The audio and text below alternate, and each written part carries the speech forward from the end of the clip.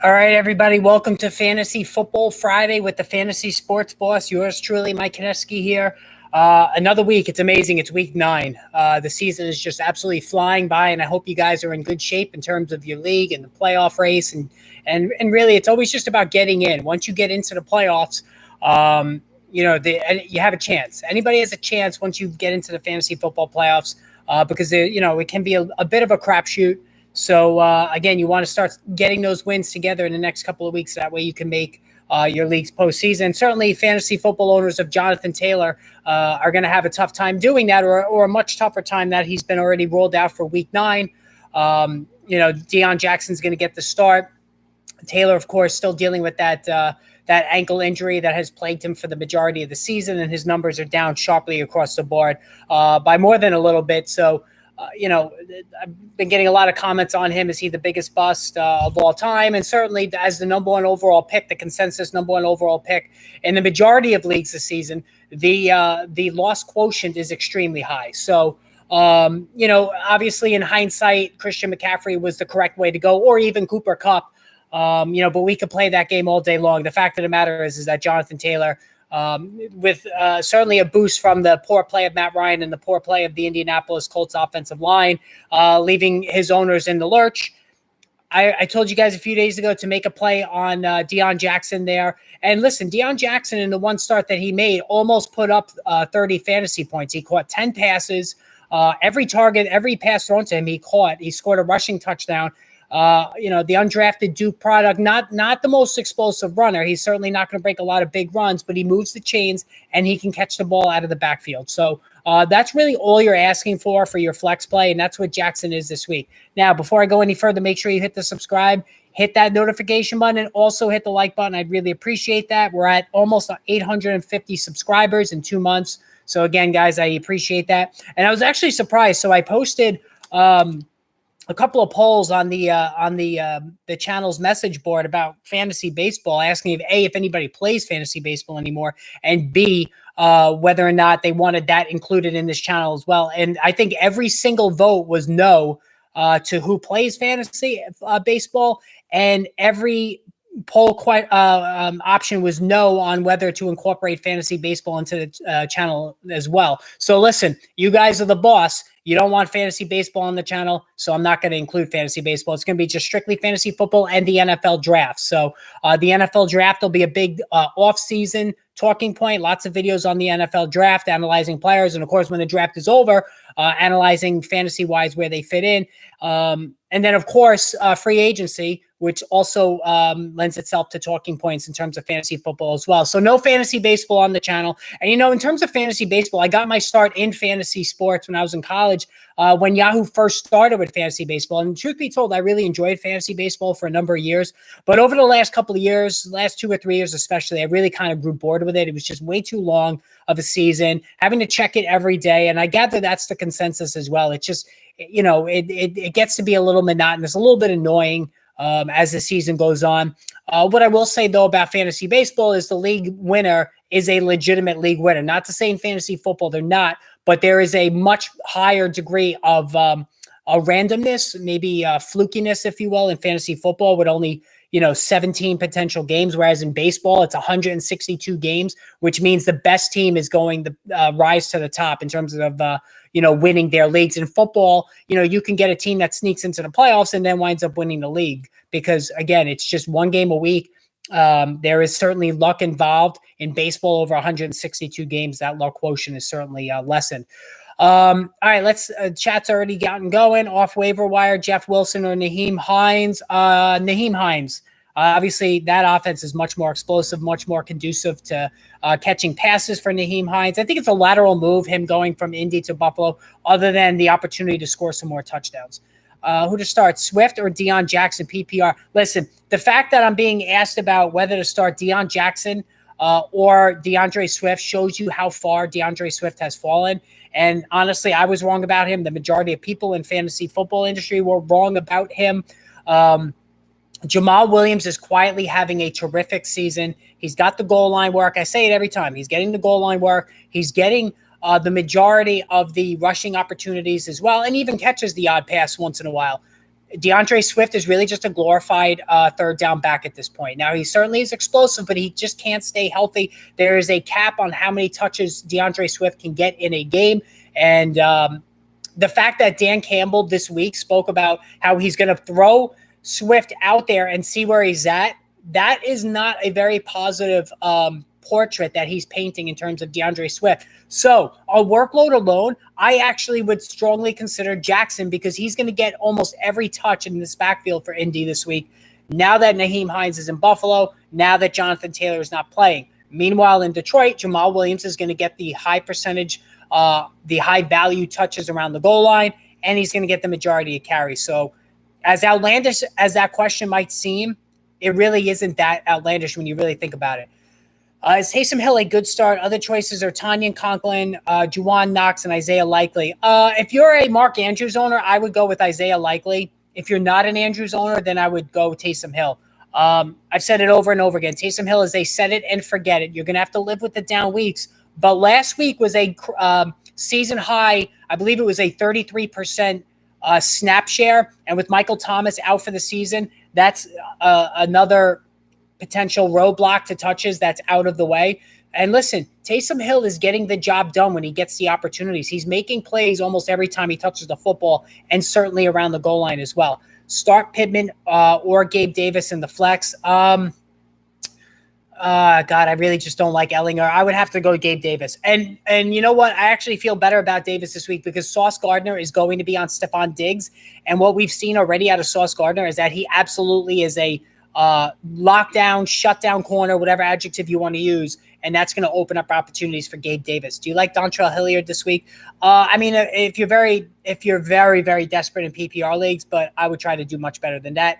Rondale or Duvernay? Rondale for me. I'm using Rondale in my flex, so I certainly am going Rondale more. He had a big game last week. Marquise Brown's absence has enabled him to garner a much higher target share, and I think that's going to continue. Deontay Johnson's on waivers in one of my leagues. I need to drop someone.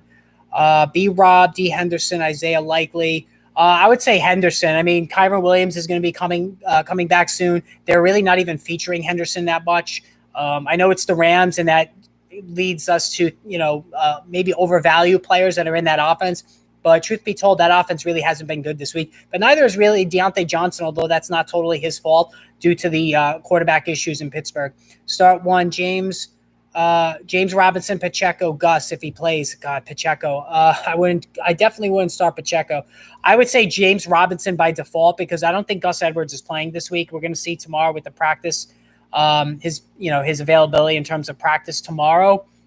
So I'm not optimistic, and I think Robinson's going to get more carries this week. It's really not working with Michael Carter as the featured back. He's more of a pass receiver out of the backfield on third downs than he is a primary runner. All right, so let's go through the injury report. Already talked about Jonathan Taylor. The other big one, of course, is Keenan Allen missing another game.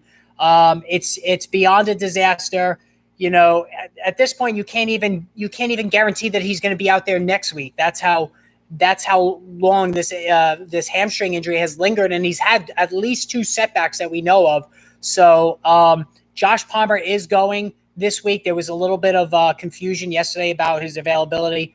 Austin Eckler is going to start. There was certainly a lot of alarms that went off when he was added to the injury report on Thursday, but he looks good to go. And listen, Josh Palmer is a very good play. He's a wide receiver 3 this week. Austin Eckler, you already know his deal. A top 2 running back along with Christian McCaffrey, or top 3 with Saquon Barkley.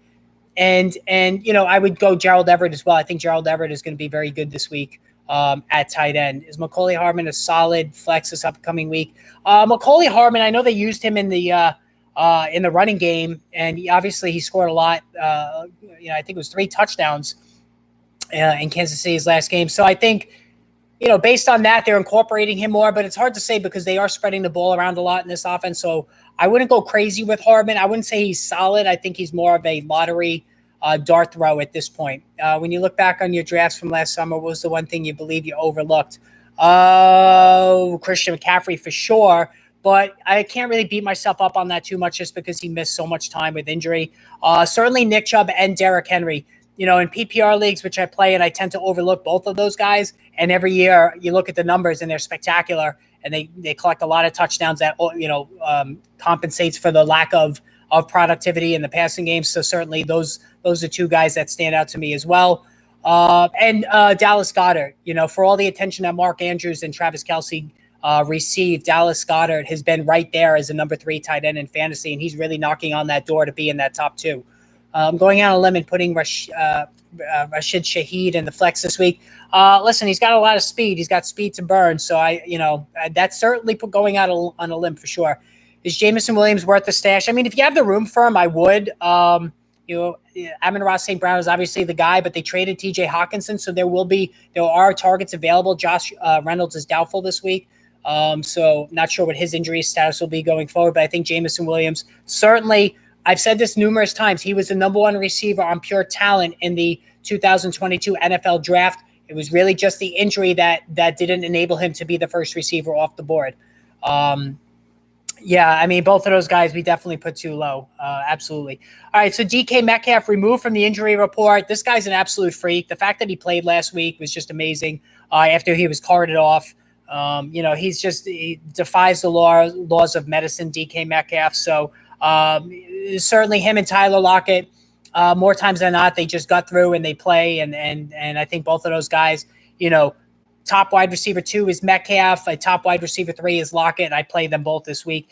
Allen Lazard listed as questionable. Matt LaFleur called him a game time decision, which is curious because he did get in all 3 practices this week. He was limited though. It's Detroit's defense is absolutely god awful. We saw Tua Tagovailoa tear them apart last week, and if Lazard's able to play, he's certainly a wide receiver 3 with the upside to do even more. A little disappointed that he's being labeled a game time decision. If you have Romeo Doubs, his his upside, his outlook becomes even more pronounced if Lazard is out. I think Lazard's going to go. I think he did enough this week, but the way I talk about DK Metcalf and Tyler Lockett being very durable and playing more times than not when they're nicked up, Allen Lazard is the opposite. He tends to sit out games when he's banged up. So, this is a true one that you got to check out before the game starts.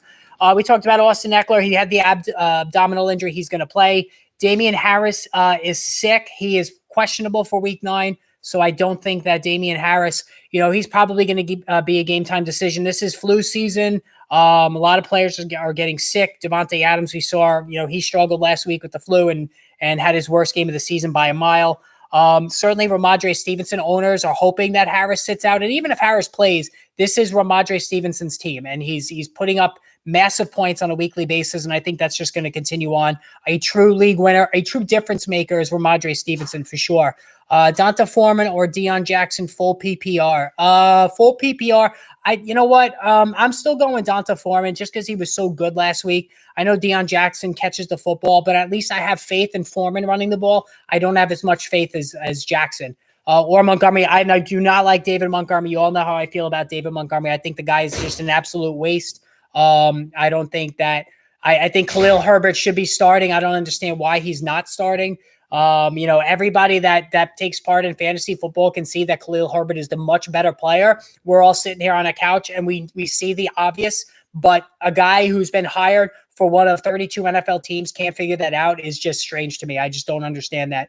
If Andrews doesn't suit up, where do you think Likely lands for the week? Likely's a top 10 guy if Andrews doesn't suit up. I mean, there's Antonio Gates comparisons there.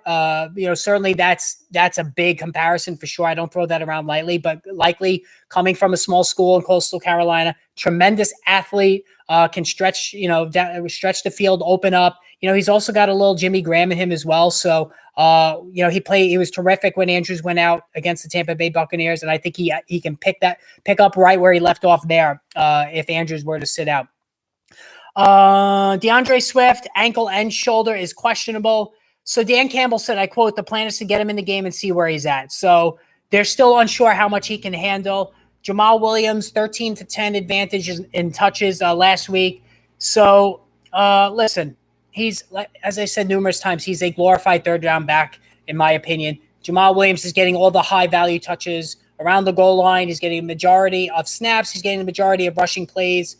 And listen, Jamal Williams, you got to give the guy credit. He's been solid. He's almost, he every year of his career, he's solid. Even going back to Green Bay, he was pretty good there as well.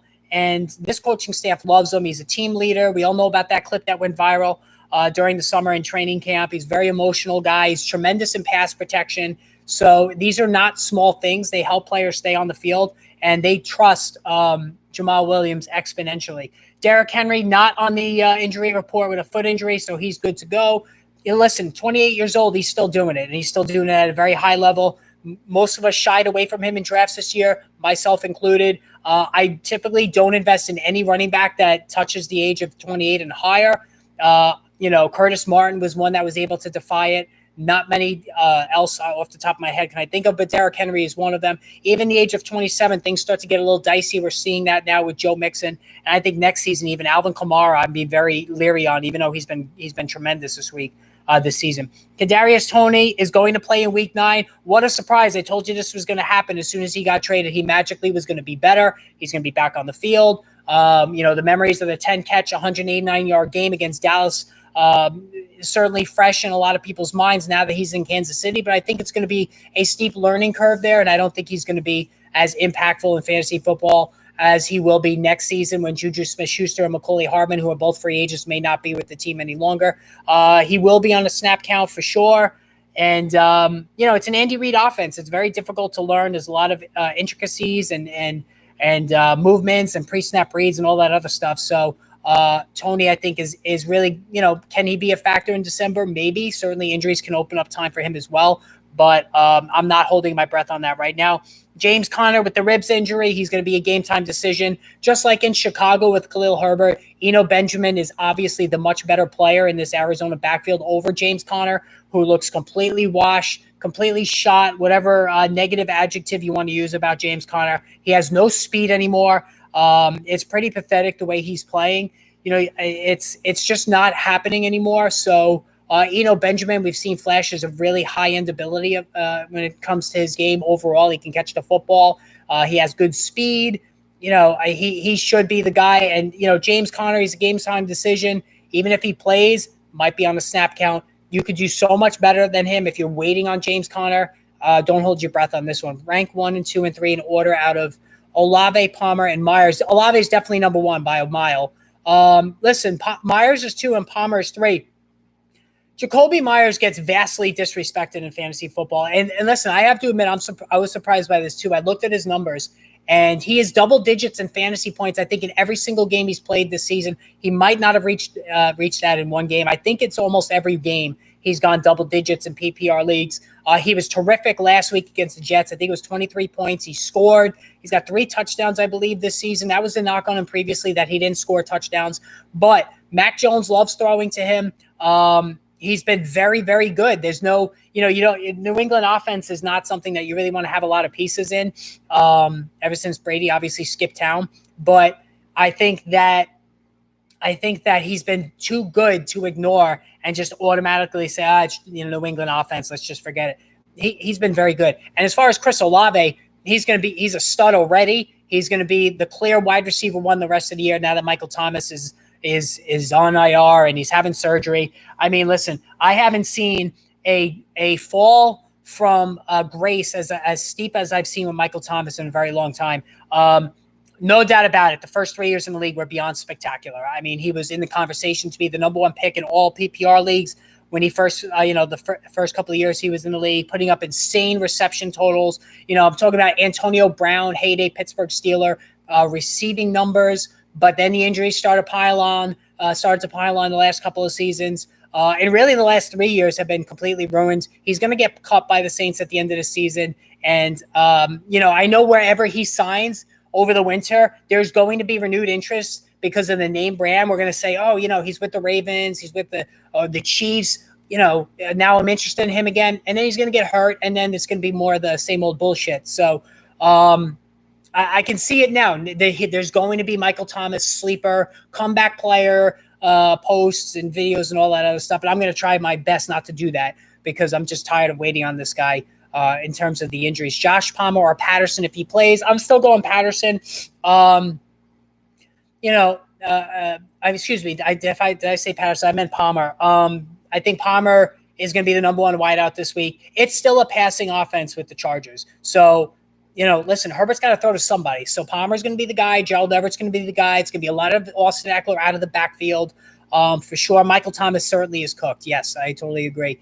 Thanks, Sports for these videos and answering questions. Who would you rather flex in standard scoring? Monty, Palmer, Deion Jackson, or A.J. Dillon? Palmer first, then Deion Jackson. I think Palmer's going to have a really good day. And listen, when he has filled in for Keenan Allen and Mike Williams in the past, he's been very productive for sure. Devontae Parker out again this week. Yes, it's looking like it. I wouldn't touch him with a 10-foot pole anyway.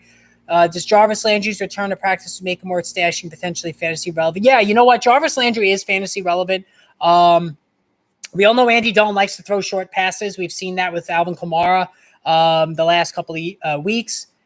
Landry wasn't doing terribly even before he got hurt. So if you're in a deeper league, if you play 5 receivers or a double flex, you know what? Landry's not, and in a PPR league especially, Landry is not the worst bench stash to have.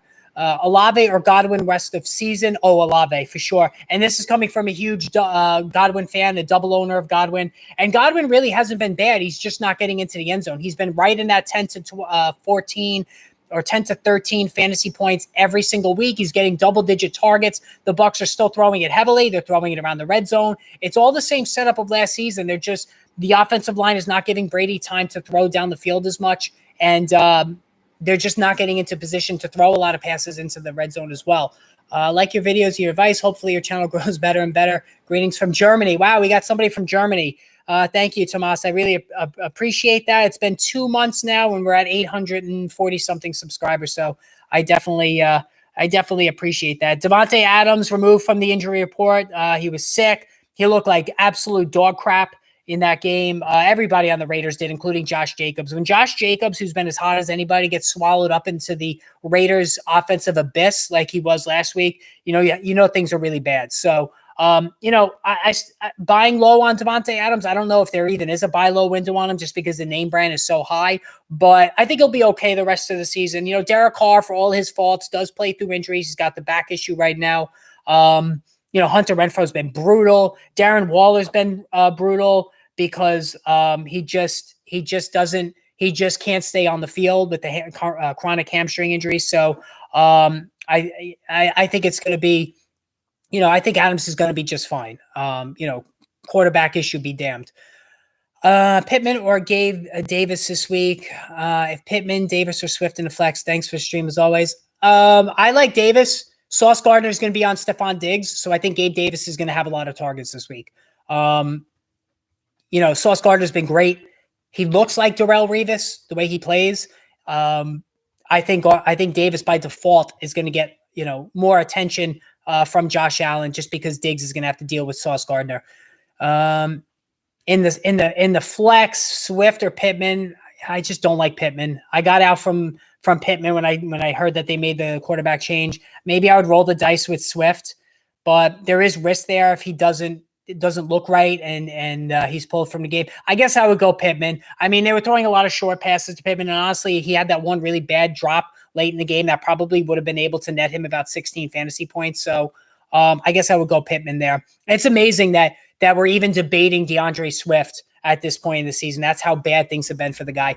Final question. Thank you so much. What the hell's going on with Cam Akers, Kyren Williams? Listen, holy crap. Cam Akers is still there. I mean, just a horrible job by the Rams. Horrible job by the Texans not trading Brandon Cooks. Just take anything for the guy. Seriously. I mean, now he's not happy. He's all pissed off, and I don't blame him. Although I don't support him not playing Thursday night. I don't think that's good for your teammates, especially with a young quarterback there.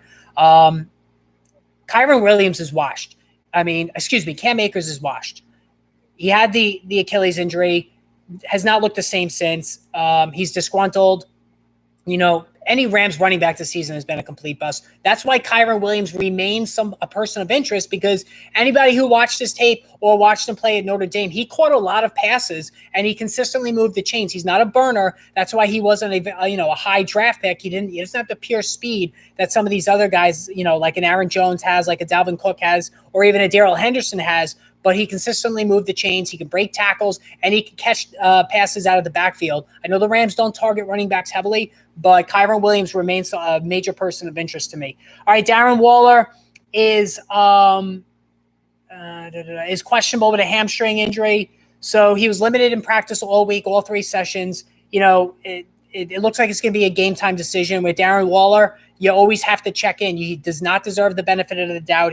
He had the missed game last week, and it looked like he was going to play. So, listen, that tier he was in with Dallas Goedert, TJ Hawkinson, George Kittle, he is by far 4th in that group. And, Zach Ertz has been much better. Pat Freiermuth has been much better. It's been a bust of a season for Darren Waller. And even before, last season before he got hurt, he wasn't really doing a lot. Derek Carr wasn't really targeting him as much as he was, the 2 seasons prior. So I'm not really holding my breath for Waller the rest of the season. If he contributes, great, but I'm just not expecting much from him. Do you think Garrett Wilson's big week 8 is a sign of the Jets offense coming up? Breece Hall just an anomaly. Listen, I think Garrett Wilson has a world of talent, but there are major problems in this Jets passing attack. They elevated Mike White and over Joe Flacco. This is a very telling situation because, Flacco didn't play bad the first couple of weeks in place of the injured Wilson. But this is Saleh indicating that they want to get a look at Mike White before the end of the season. And I think if Wilson comes out and he struggles and throws some interceptions early, Mike White can get the call. He's almost got like cult hero status in New York here where I live because he went ballistic against the Cincinnati Bengals, had one of the best, performances of any quarterback over the last couple of years in that one game. And that earned him the following and the support of the Jet faithful who have always been on the lookout for the next Joe Namath. Zach Wilson sucks. He's brutal. He's got an arm. He's got speed. There's no doubt about it. But he just doesn't have a feel for the position. He doesn't read defenses. He's more concerned about banging his mom's friends. And it's just not working. 1 year of experience in college is a red flag. Coming from BYU and the lack of competition in college is a red flag. He's got a little bit of a cavalier attitude, and he hasn't won anything, so he should not have that attitude. He's from privilege. A lot of times, like with Josh Rosen or Johnny Manziel, guys who come from privilege don't put in the work, and then they crash and burn in the NFL. Those are 2 vivid examples. I know Johnny Manziel had other issues, but Josh Rosen certainly has that same background. That could be what's going on too with Zach Wilson. Big game from Dallas Goedert. Is he in line to take Andrews as a tight end too? Listen, I said this on the video this morning. I think Dallas Goedert is right there on the doorstep of Mark Andrews, Travis Kelce territory. Next year in drafts, Goedert looks like the best value. So if Kelce goes, early second round, Andrews goes in the middle of the second round, getting Goedert in the beginning of the third round might be the way to go. He could have comparable numbers to those 2 and have the best draft value of the 3. Palmer or Myers this week. Like Myers better, but it's hard for me to look past the matchup of Palmer. Listen, Myers has been double digits every week. So if you're talking about dependability, I think you got to go with Myers. And that's certainly the safe call for sure there. Cam Akers, he could play this week, but again, who cares?